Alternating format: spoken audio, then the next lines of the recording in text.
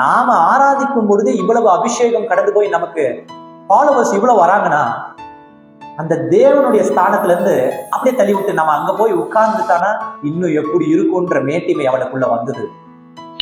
அவன் ஒரு ஆராதனை வீரன்க. அவனுக்குள்ள இருந்த அந்த ஆராதனை மியூசிக் என்பதுதான் மேட்டிமையை உருவாக்கினது, கீழே பாதாளத்துக்கு தள்ளினது. புழுக்களே உன்னுடைய படுக்கை, பூச்சிகளே உன்னுடைய போர்வைன்னு எழுதப்பட்டிருக்கு. மேட்டிமையானவனுடைய வாழ்க்கை சூழ்ந்திருப்பது என்ன தெரியுமா? புழுக்கள் நிறைந்த படுக்கையும் பூச்சிகள் நிறைந்த போர்வையும் தான். அப்ப நீ யாரை தேடி போற? அறியாமையில சுவிசேஷத்தை தேடிட்டு போகாம, கஷ்டத்துல கண்ணீர்ல சுவிசேஷத்தை தேடிட்டு போகாம, உன்னுடைய வியாகுலத்துல நோயில சுவிசேஷத்தை தேடிட்டு போகாம, ஆறுதலுக்காக எங்க போயிட்டு இருக்க? நீ போ பாட்டு பாடுகிற இடத்துல, ஆராதிச்சு குதிக்கிற இடத்துல.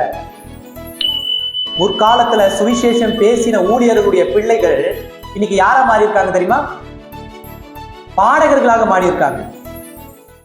ஊழியர்கள் கிடையாது, they are performers. சுவிசேஷகன் என்ற வார்த்தைக்கும் பர்ஃபார்மர் என்ற வார்த்தைக்கு வித்தியாசம் இருக்கா இல்லையா? சுவிசேஷகன் தேவனுடைய இருதயத்தின் ஓசையை உன்னுடைய காதுகளுக்கு எடுத்து வந்து சேர்ப்பவன்.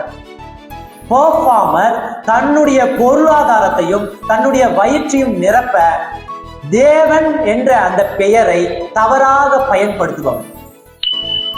கிறிஸ்தவம் என்ற பெயரை தவறாக பயன்படுத்துவோம். இதுதான் வித்தியாசம், தெரிஞ்சுக்கங்க நல்லா.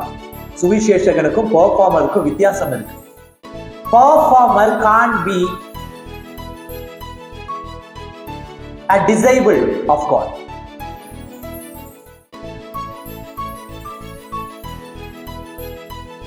பெர்ஃபார்ம் பண்றவன் என்னைக்குமே தேவனுடைய சுவிசேஷத்தை சொல்லவே முடியாது. அவனுடைய வாயிலிருந்து ஒரு காலமும் ஆண்டவருடைய சுவிசேஷம் வராது. அப்படி வந்தாலும் அந்த வசனத்திற்கோ வார்த்தைக்கோ வல்லமை இருக்காது. அது செத்ததாய் தான் இருக்கும்.